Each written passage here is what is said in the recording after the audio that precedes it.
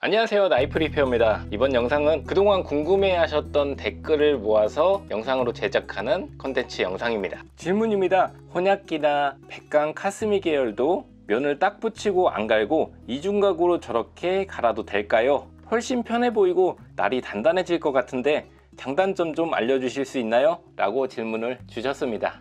우선 제가 질문에 답변을 드릴 때 이런 예시용 칼을 가지고 말씀드리고 있는데, 실제 작업 칼을 가지고 말씀드리면 더 좋은 부분이죠. 그런데 매번 이렇게 칼하고 맞는 질문이 없을 때도 있고, 사실 제가 유튜브 촬영하고 이렇게 진행하는 부분은 작업이 우선이기 때문에 작업을 먼저 진행하는 방향 쪽으로 잡다 보니까 이렇게 예시 칼들로 안내를 해드린다는 점 양해 부탁드립니다.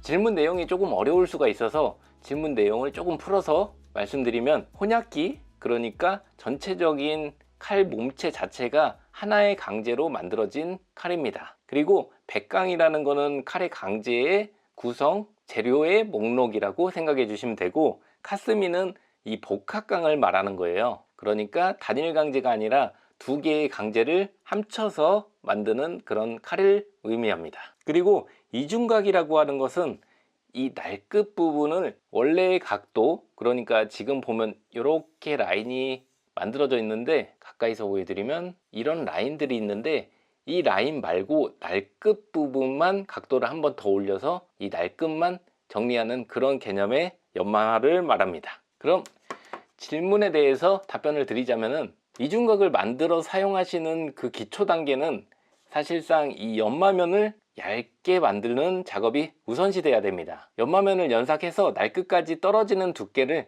얇게 만들지 않는다면은 날이 너무 둔하게 들 수가 있습니다. 하지만 날끝까지 얇게 떨어진 상태라면은 날끝만 연마해도 성능이 계속해서 유지되고, 말씀해 주신 것처럼 날끝이 굉장히 단단해지면서 날끝 손상이 줄어들게 됩니다. 그리고 질문을 주신 그 백강이라는 탄소강이죠.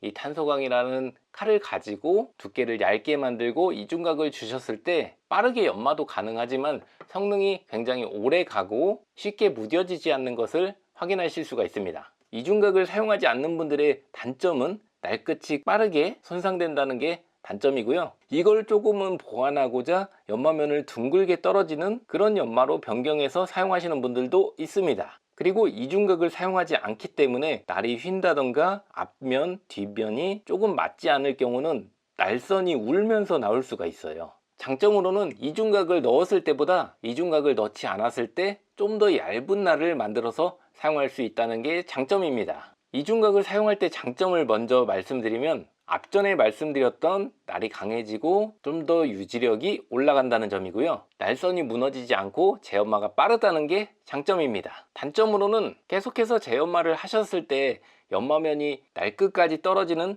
이 두께가 날끝 쪽이 두꺼워지기 때문에 재연마를 하셔야 되는 부분에 조금 부담감이 있을 수가 있다는 게 단점입니다. 하지만 이 부분의 전제 조건은 전체 연마면을 평평하게 만들어서 얇게 만들었을 때의 전제 조건이라서, 이중각이 만들어져서 두꺼워진 끝부분, 그러니까 중간 부분부터 끝부분까지 떨어지는 이 면을 완벽하게 평평하게 만들지 않는다는 가정하에 두면 재연마도 상당히 빠른 편에 속할 수 있습니다. 이중각을 설정하고 사용하시는 이 부분은 무조건 이중각을 줘야 된다기보다는 지금 사용하실 때 내가 인화감이 너무 심해서 사용하는데 불편함이 있다, 새로 연마하고 나서 인화감이 심하면 사실상 연마한 게 보람이 없잖아요. 실제 사용할 때도 많이 거슬리고요. 이럴 때 이중각을 줘보시는 걸 권해드리고, 무조건 이중각을 사용하시기보다는 지금 사용하실 때 나는 이중각이 없는 상태로 인화감도 없이 유지력도 오래 유지된다, 그런 조건에 칼을 사용하고 있다, 그러니까 고무도마를 사용한다던가 재료 손질에서 단일 재료만 칼을 다양하게 사용하면서 단일 재료를 손질한다던가, 이런 경우에 환경에서는 매우 얇은 날, 이중각이 없는 날에서도 날 손상이 적고 유지력도 오래 가게 됩니다. 이런 조건이라면 굳이 나한테 불편함이 없기 때문에 이중각을 주실 필요는 없습니다. 그러니까 현재 불편함이 있을 때 이중각을 사용해 보시는 것을 권해드립니다. 질문입니다. 정말 순수하게 궁금해서 그러는데, 이렇게 작업하면 새로 사는 것보다 저렴한가요? 손이 많이 가는 작업이라 새로 사는 게 낫지 않나 싶어요, 라고 질문을 남겨주셨습니다. 칼은 이번에 작업할 칼이고요. 이런 칼 손상이 있습니다.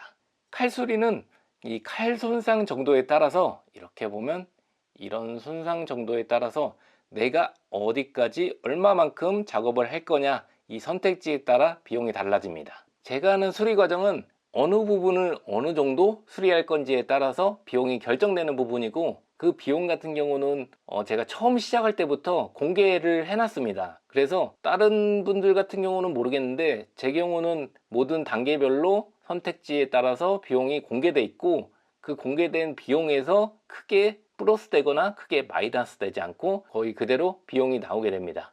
그렇기 때문에 내가 꼭 필요하다 생각하시면 원하는 작업 정도에 따라서 선택하시고 작업을 할 수가 있고요. 실제 칼을 사용하시면서 성능만을 우선으로 하고 나는 외관보다는 성능에 문제가 있어서 수리를 받기를 원한다 생각하시면 굳이 높은 단계의 선택지를 결정하셔서 높은 비용이 나오는 것보다 좀 더 낮은 단계의 저렴한 수리 과정을 선택하셔서 성능만을 보완하는 그런 수리 작업도 진행할 수 있습니다. 그래서 원하시는 정도에 따라서 선택 작업을 하실 수가 있으니까 꼭 칼을, 지금 칼 같은 경우는 이렇게 날 부분을 제어만 해도 성능만으로는 지금보다는 좀 더 깔끔하게 사용하실 수가 있어서 그렇게만 작업을 하셔도 되고, 날끝 쪽을 작업을 하게 되면 날끝이 두꺼워지거든요. 그러면 이 두꺼워진 부분을 깎아내는 작업을 진행을 하게 됩니다. 그렇게 되면 한 번 더 다른 작업이 추가가 되고, 그리고 이 표면을 깎아냈기 때문에 이 거칠어진 표면을 다시 다듬게 됩니다. 이 다듬는 과정이 나는 성능만을 위해서 작업을 한다 그러면 낮은 단계, 그리고 좀 더 깔끔하게 올라가고 싶다 그렇게 생각하신다면 좀 더 높은 단계, 그리고 지금 칼 같은 경우는 다마스커스로 이렇게 만들어진 칼입니다.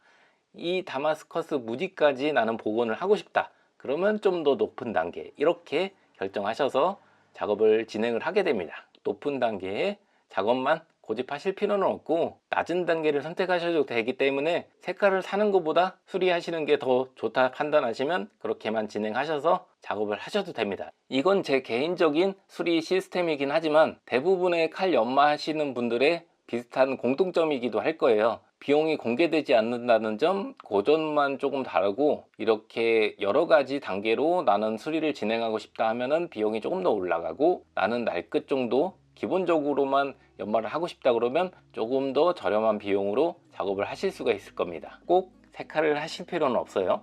자, 이렇게 질문에 대한 답변을 드리게 됐고, 궁금하신 부분이 있으면 댓글로 남겨주세요. 댓글을 확인하고 지금처럼 영상으로 만들어 드리도록 하겠습니다. 영상은 차곡차곡 쌓아서 모든 분들이 궁금하신 부분들을 이렇게 찾아서 볼 수 있게 그렇게 모아두고 있으니까 새롭게 만드는 영상이 아니더라도 기존 영상들을 돌려보시면서 궁금하신 부분을 영상으로 제작된 걸 보실 수가 있어요.